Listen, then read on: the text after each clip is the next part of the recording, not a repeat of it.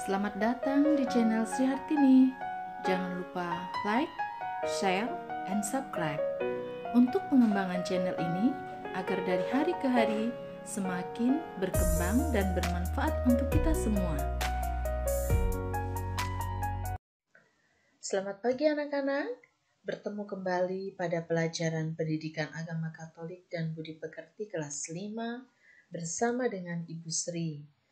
Nah, Ibu Guru mengharapkan kita semua dalam keadaan sehat dan tetap segar, juga semangat dalam mengikuti pembelajaran. Hari ini Ibu Guru mengajak kalian untuk mempelajari materi pelajaran pertama ketika Allah bercermin. Nah, sebelum memulai aktivitas kita pada pagi hari ini, baiklah kita berdoa terlebih dahulu agar semua pembelajaran yang kita lakukan hari ini dapat dimengerti dan dipahami. Kita berdoa terlebih dahulu. Dalam nama Bapa, Putra, dan Roh Kudus. Amin. Allah Bapa yang Maha Baik, kami bersyukur kepadamu atas rahmat dan cintamu kepada kami. Hari ini kami mau belajar, kami mohon curahkanlah terang Roh Kudus-Mu, agar kami mampu memahami materi pembelajaran hari ini dan dapat mengembangkan diri kami sebagai ciptaan-Mu, sehingga serupa dan secitra dengan-Mu. Demi Kristus Tuhan kami. Amin. Dalam nama Bapa, Putra, dan Roh Kudus. Amin. Nah, anak-anak, di rumah kalian pasti ada cermin toh? Atau kaca. Cermin atau kaca gunanya untuk melihat diri kita, melihat wajah kita. Biasanya cermin digunakan ketika kita sedang berpakaian, ketika kita sedang menyisir rambut, atau sehabis kita mandi, kita biasanya melihat di cermin. Apakah wajah saya ini sudah cantik, sudah tampan? Apakah wajah dan tubuh saya ini mirip dengan ibu, ataukah mirip dengan ayah, atau mirip dengan kakak? Nah, itulah yang biasa ada dalam benak kita ketika kita sedang bercermin. Nah, cermin dapat digunakan untuk melihat diri kita sesungguhnya, tetapi tidak seluruhnya. Ya, kita dapat melihat diri kita sesungguhnya dari atas kepala sampai di kaki, tetapi kita tidak bisa melihat sesungguhnya yang ada di dalam diri kita. Nah, masyarakat kita sering berpandangan bahwa laki-laki dan perempuan itu memiliki perbedaan secara fisik maupun secara psikis. Secara fisik itu yang bagaimana? Secara fisik itu berarti yang kelihatan. Secara psikis artinya yang tidak nampak atau tidak kelihatan. Dan pandangan masyarakat ini memang benar adanya, bahwa antara laki-laki dan perempuan memiliki perbedaan tersebut.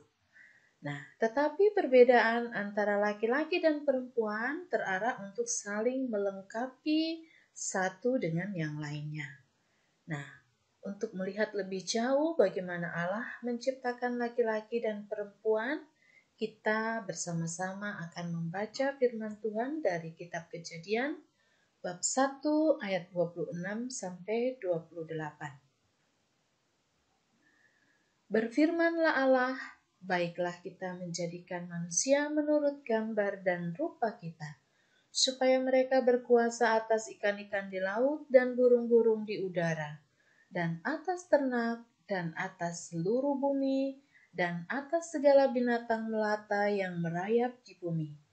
Maka Allah menciptakan manusia itu menurut gambarnya. Menurut gambar Allah diciptakannya dia laki-laki dan perempuan. Diciptakannya mereka. Allah memberkati mereka, lalu Allah berfirman kepada mereka, beranak cuculah dan bertambah banyak, penuhilah bumi dan taklukkanlah itu. berkuasalah atas ikan-ikan di laut dan burung-burung di udara dan atas segala binatang yang merayap di bumi. Demikianlah sabda Tuhan. Nah, anak-anak, dalam bacaan tadi dapat kita temukan bahwa laki-laki dan perempuan itu diciptakan Tuhan menurut gambar dan rupa Allah, sehingga kita bisa disebut sebagai citra Allah. Jadi citra atau gambar dan rupa Allah itu merupakan cerminan Allah. Seperti kalau kamu tadi bercermin melihat dirimu di kaca, oh saya ternyata ini mirip ayah ya, atau saya ini ternyata mirip ibu. Nah, seperti demikianlah halnya ketika Allah menciptakan manusia. Manusia itu secitra dan serupa atau segambar dengan Allah, karena manusia merupakan cerminan Allah. Nah, laki-laki dan perempuan memiliki perbedaan secara fisik. Tadi ingat toh yang Ibu Guru katakan, secara fisik itu artinya yang dapat dilihat atau yang nampak. Nah, perbedaan secara fisik itu seperti perbedaan suara, perbedaan bentuk badannya, perbedaan rambutnya, perbedaan alat kelamin, dan perbedaan lainnya. Perbedaan suara antara laki-laki dan perempuan pasti jelas. Laki-laki suaranya pasti tegas, lantang, sedangkan perempuan itu suaranya lebih halus. Bentuk badannya juga demikian. Rambutnya juga demikian. Biasanya laki-laki itu tidak biasa memelihara rambut. Sedangkan perempuan sering memelihara rambut sehingga rambutnya panjang. Nah, itu merupakan beberapa contoh perbedaan secara fisik.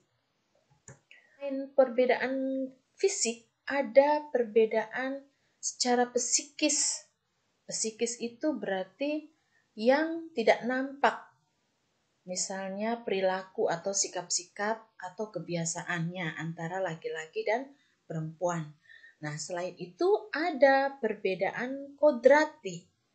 Perbedaan kodrati yang mendasar yang dikehendaki Tuhan adalah bahwa hanya perempuan yang bisa mengandung, melahirkan, dan menyusui anak-anaknya.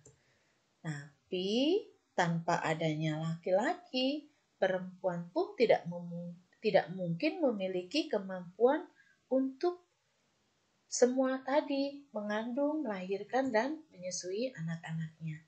Nah, dalam hal ini tampak bahwa perbedaan kodrati laki-laki dan perempuan terarah untuk saling melengkapi dan menyempurnakan. Nah, ini merupakan catatan penting untuk kita ya. Perbedaan kodrati laki-laki dan perempuan terarah untuk saling melengkapi dan menyempurnakan. Lalu apa tujuan Allah menciptakan manusia? Menurut dalam bacaan yang kita baca bersama tadi dari kitab Kejadian bab 1 ayat 26 sampai 28 tadi. Tujuan Allah menciptakan manusia, laki-laki dan perempuan adalah agar manusia itu beranak cucu, menguasai bumi. Beranak cucu itu berarti supaya manusia semakin bertambah banyak dan bisa menguasai bumi ini, di mana Allah telah menempatkan semua ciptaan-ciptaan yang lain selain manusia itu dikuasai oleh manusia. Nah, selain itu, Allah juga menghendaki agar manusia berkuasa atas makhluk lain, karena manusia mirip dengan Allah. Allah menguasai manusia, dan manusia menguasai ciptaan Allah yang ada di bumi.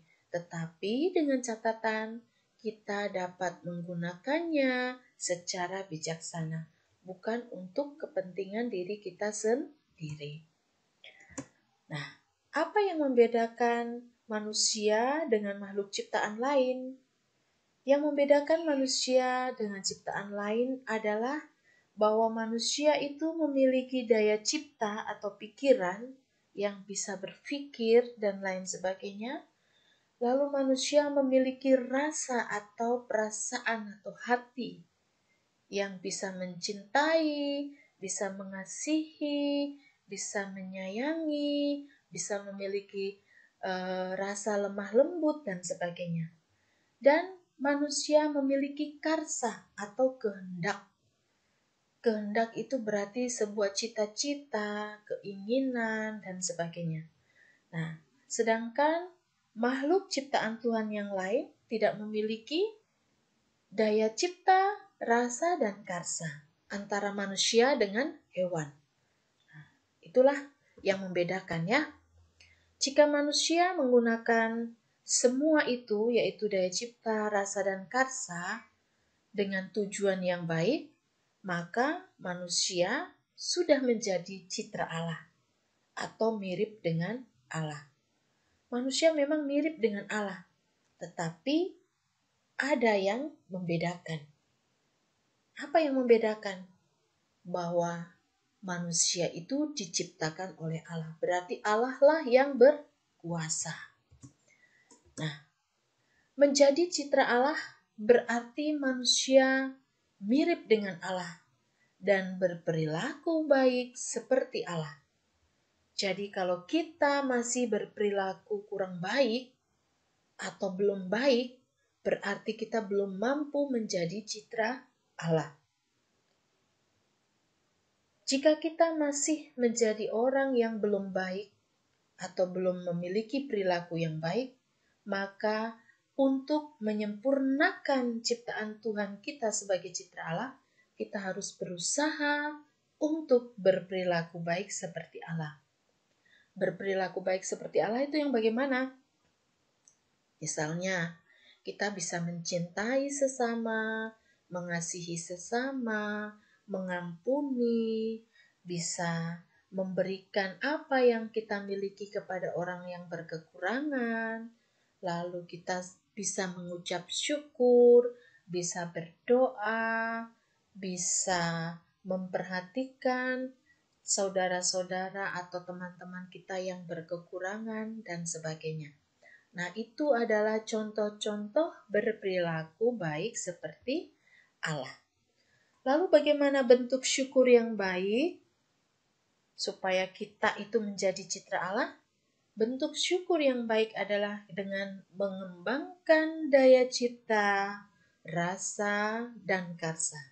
Jadi kita manusia tidak berhenti menerima saja sebagai ciptaan Allah yang sempurna, tetapi kita harus mengembangkan apa yang sudah diberikan Allah kepada kita.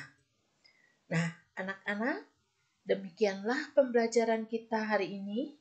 Semoga dapat bermanfaat dan kita semakin memahami bahwa kita adalah citra Allah. Dan kita akan bertemu kembali pada pelajaran berikutnya.